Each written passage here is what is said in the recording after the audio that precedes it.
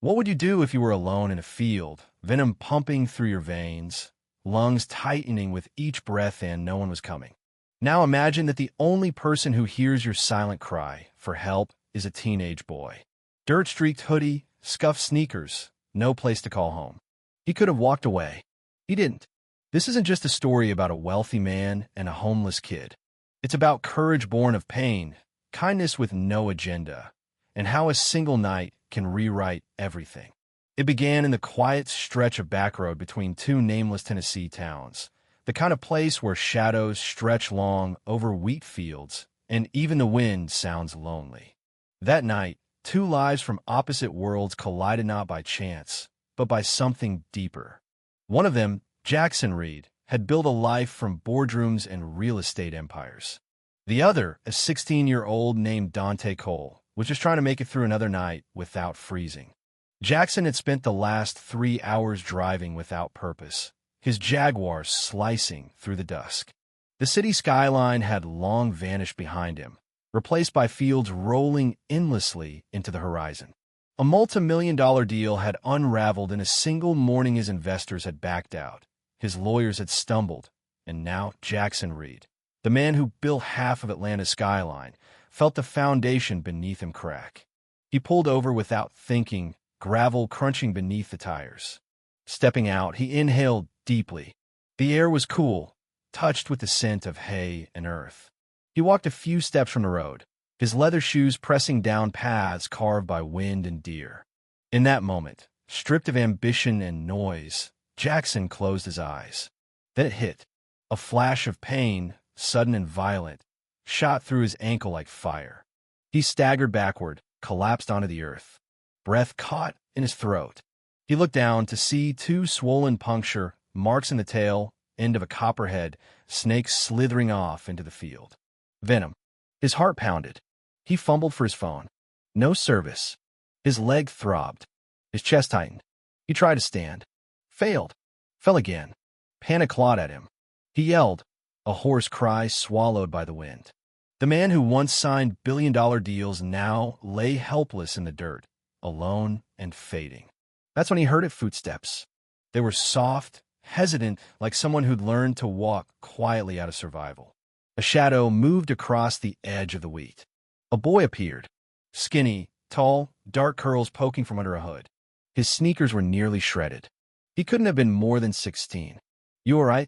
the boy asked, voice quiet but direct. Jackson tried to respond. A rasp was all that came out. The boy's eyes dropped to his leg. "Snakebite," he said under his breath. He knelt beside Jackson, unzipped the front pocket of his hoodie, and pulled out a faded red bandana. With remarkable precision, he wrapped it tight above the wound. "This'll slow it," he said. "You gotta stay awake. You hear me?" Jackson's eyes fluttered. "I'm Dante," the boy said, "and I'm not gonna let you die out here." He scanned the Roadno headlights. Nothing but an endless sea of field and sky. Dante spotted a thick branch nearby. He dragged it over, slid it under Jackson's arms, and braced himself. "This is gonna suck." He pulled. Jackson barely moved. He adjusted, grunted, and tried again. Inch by inch, he dragged the man toward the road, dirt scraping beneath them, sweat pouring from his forehead. His hands burned. His shoulders screamed. But he didn't stop. "You're not dying tonight," Dante panted.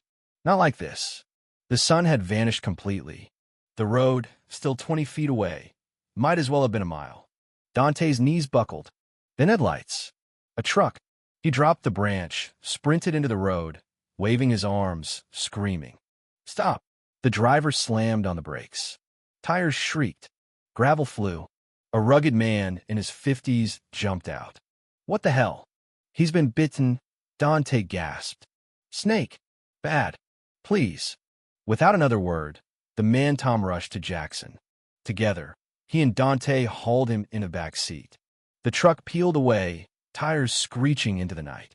Inside, Dante clutched his knees, staring at Jackson's paling face. "Stay with me, man," he whispered. "Don't check out." Tom shouted over the engine. "Name's Tom. Hospital's 20 minutes. You just keep him alive."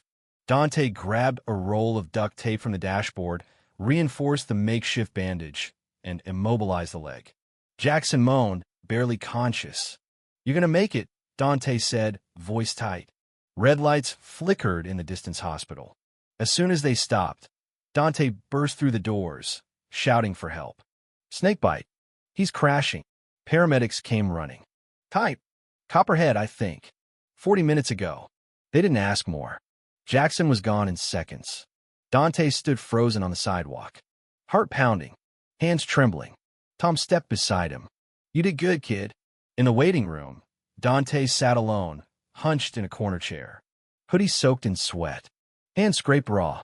No one asked if he was okay. He didn't know why he stayed. Jackson was either going to live or die. Either way, it wasn't Dante's problem. But something inside him couldn't leave. A nurse had asked for his name, just his first. No ID, no address, just Dante. It wasn't until an hour later that Tom approached again. "You headed anywhere?" "Nowhere," Dante said. "You don't got a place, do you?" Silence. Tom sighed. "You sure you don't want to stick around?" "Might want to hear what the docs say." Dante's jaw tightened. "I just didn't want him to die. That's all. Whatever helps you sleep, kid." A day later, Jackson opened his eyes in a hospital bed. His assistant, Natalie, sat beside him. "Mr. Reed," she gasped. "You're awake." He blinked. "What happened?" "The boy. The kid. Where is he?" "Tom Willis brought you in. Said a teenager saved you. Didn't leave a name." Jackson's throat tightened. "Find him." Natalie hesitated. "Sir, he's probably not in any system. No last name. No records." "Find him anyway." Days passed. No trace. Jackson wouldn't give up. Finally, he called Tom. Before he left, Tom said he mentioned sleeping near the train yard. East side, by the old warehouses. Jackson limped to his car the next day, cane in hand. The train yard looked worse than he remembered. Broken glass, sagging fences, rotting crates. He found him inside a rusted warehouse, curled beneath a threadbare blanket.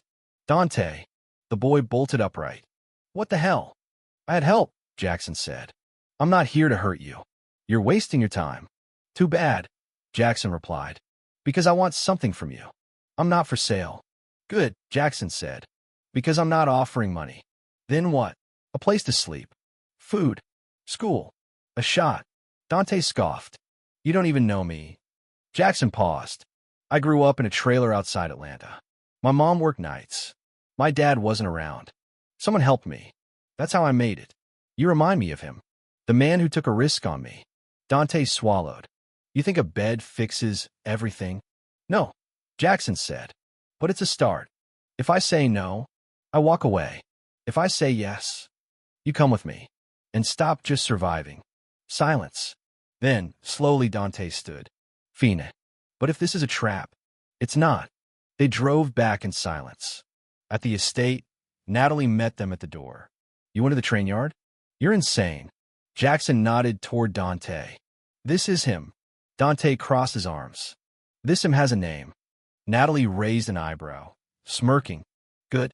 You'll need that fire." The bedroom they gave him was bigger than any space he'd ever slept in. He didn't touch the bed, just curled up in the corner, because comfort never lasted. Days passed. Natalie enforced routines. Chores. Breakfast. Schedules. Dante pushed back. Slammed doors. Refused help. Jackson never yelled. Just reminded him, "You saved me. I see something in you." And slowly, things shifted. He began sleeping in the bed. He showed up for meals. He even started school. One night, Jackson placed something on the table beside Dante's homework. "The bandana. You kept this." Dante whispered. Jackson nodded. "To remind you what you're capable of." Dante ran a hand over the worn cloth. "I won't forget." And he didn't. Because for the first time, he wasn't invisible. He wasn't forgotten. He wasn't alone. And he wasn't just surviving. He was finally living.